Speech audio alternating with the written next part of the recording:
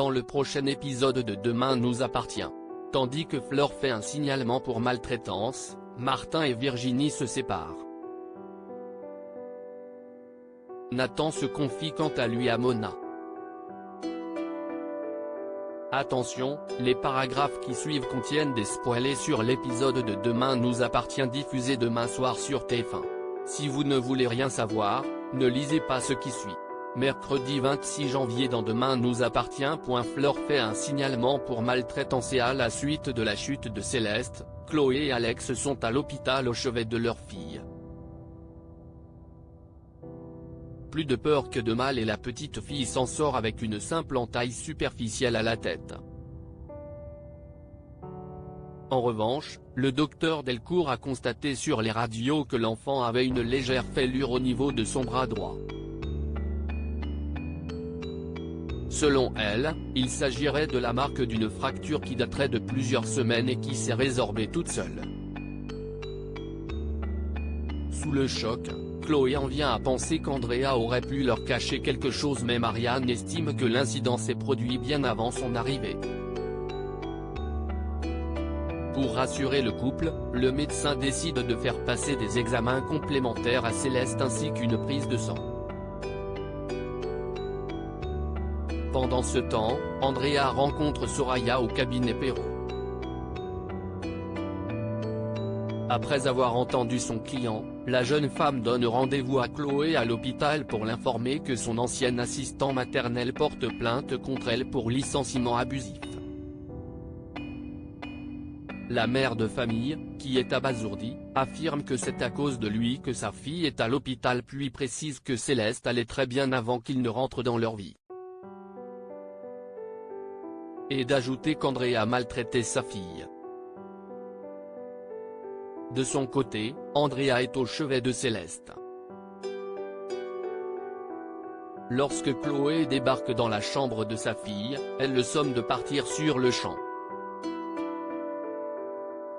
Cependant, Andrea l'attend dans le hall de l'hôpital afin de comprendre pourquoi elle a dit à son avocate qu'il maltraitait Céleste. En colère, Chloé évoque alors le bras cassé de l'enfant et l'accuse ouvertement de lui avoir fait du mal. Tandis que le ton monte, Andrea assure qu'il adore Céleste puis jure qu'il serait incapable de s'en prendre à elle. Toutefois, Chloé refuse de l'entendre et indique qu'elle va porter plainte. Fleur, qui a entendu leur conversation, convoque Nord dans son bureau. Bien qu'elle n'ait pas le droit de révéler des informations médicales à propos de ses patients, la jeune femme raconte à la directrice que Céleste a été admise 2 jours d'affilée pour des chutes inexpliquées. Non loin de là, Chloé, Alex et Céleste rentrent chez eux lorsque Maxime les appelle pour leur dire qu'il vient passer quelques jours à 7 avant son départ pour San Francisco. Une annonce qui réjouit toute la famille. À cet instant, le couple est loin de se douter que Flore est sur le point de leur planter un couteau dans le dos. En effet, cette dernière contacte l'aide sociale à l'enfance pour faire un signalement pour maltraitance concernant la Benjamine des Delcourt. Martin et Virginie se séparent dans la matinée, Jules se rend au commissariat pour avoir une petite discussion avec Nordine car il craint que son arrivée dans la vie de Martin empêche celui-ci de s'installer à Lyon. Rencontrant toutes les difficultés pour se faire une place dans la vie de son père, Nordine certifie qu'il ne se gênera pas pour partir s'il en a réellement envie. Malgré tout, Jules lui conseille de le lâcher et de laisser sa famille tranquille. Plus tard, Virginie, Jules et Martin passent un moment de complicité au Spoon. Attablés au comptoir, Nordine les regarde avec envie. Par la suite, Martin rejoint Nordine à la plage pour déjeuner, lequel le questionne sur sa relation avec Jules. Martin explique donc qu'ils ont appris à s'apprivoiser et qu'il l'aime vraiment. Même s'il aimerait beaucoup continuer à faire partie de sa vie, le policier n'est en revanche pas certain de vouloir quitter Seth maintenant que son fils est entré dans sa vie. Des paroles qui réchauffent le cœur de Nordine. Peu après, Martin rejoint Virginie au Spoon.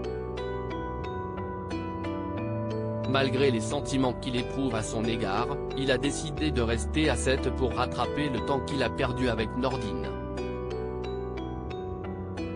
Tandis qu'il lui demande pardon, Virginie déclare non sans émotion qu'elle a adoré leur histoire. Face à ces mots sonnant comme des adieux, Martin rétorque immédiatement que leur relation n'est pas terminée et qu'il va trouver des solutions pour la voir le plus souvent possible. Malheureusement, Virginie sait que ce serait particulièrement compliqué et ne veut pas d'une relation à distance. C'est donc très ému qu'ils mettent un terme à leur histoire. De retour au commissariat, le commandant Constant réunit ses équipes puis annonce que Nordine est son fils, ce qui touche particulièrement le jeune homme. Nathan se confie à Mona. Étant donné le petit moral de Nathan, NJ l'invite à passer l'après-midi chez elle en tête-à-tête.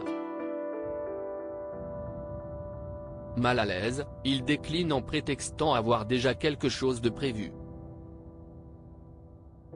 Par la suite, Irène croise Nathan dans les couloirs et lui parle de son procès qui approche.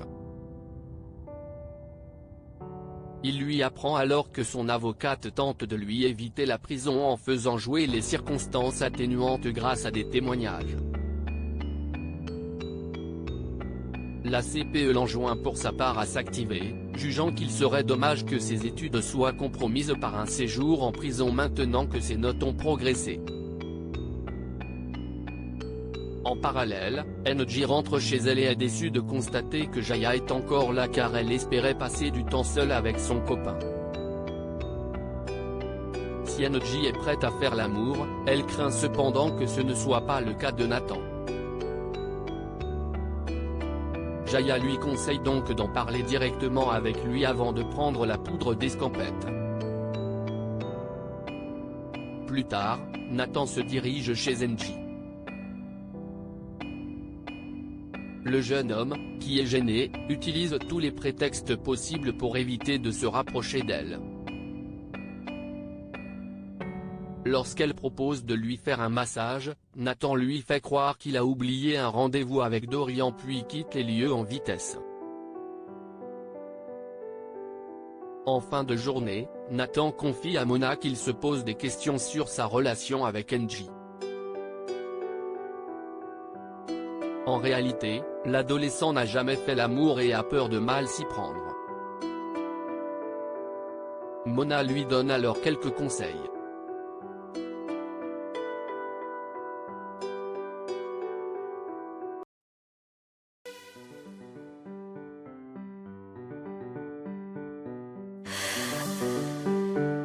The man I love just had